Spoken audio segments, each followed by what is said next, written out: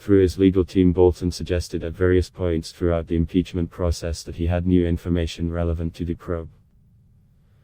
Portions of his unpublished book manuscript, made public in the days prior to the Senate vote on witnesses, offered glimpses of what he may have told lawmakers under oath if given the chance. According to a draft manuscript of the book obtained by the New York Times, Bolton writes that Trump ordered him to help with the pressure campaign to push Ukraine to dig up dirt on Trump's Democratic rivals. But Bolton, who is seeking to remain a player in the Republican foreign policy space, according to those familiar with his future plans, has avoided becoming a star witness. He refused to testify before the Democrat-controlled House inquiry, saying the White House hadn't authorized him to appear. He then said that if subpoenaed, he would come before the Republican-controlled Senate, which voted against hearing from witnesses. At the time, the possibility of testifying before the Senate gave Bolton a reason to urge the White House lawyers to produce the review of his manuscript, which they said contained classified materials. Now there is less of a reason for such urgency. The former national security advisor has not reacted publicly since Trump's acquittal and has maintained a relative silence throughout the Senate trial, despite suggesting at various points in the impeachment process that he had a story to tell. His silence stands in stark contrast to the president's victory lap, which began Thursday at the National Prayer Breakfast as he held up newspapers blaring enormous "acquitted" headlines and launching into an attack on the process. It remains unclear if or when Bolton might publicly address the impeachment verdict, but he is scheduled to speak at Duke University this month.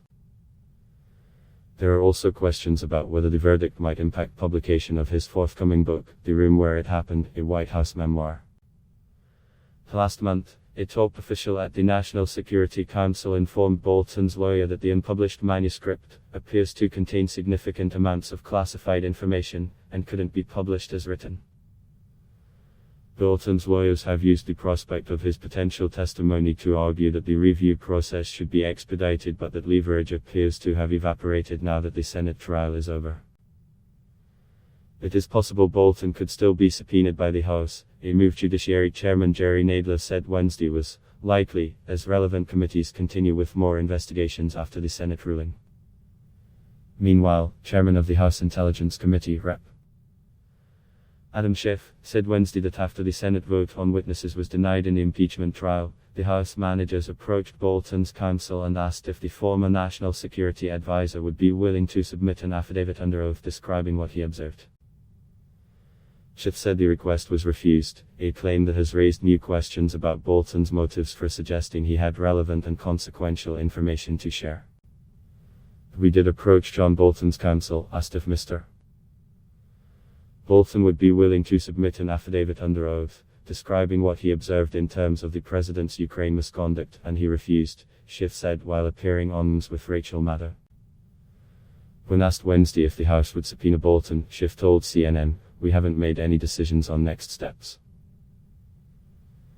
Asked if the investigation will continue, Schiff added, "We haven't made any decisions." His spokesperson has not replied to a request for a comment on the topic. CNN's Manu Roy contributed reporting.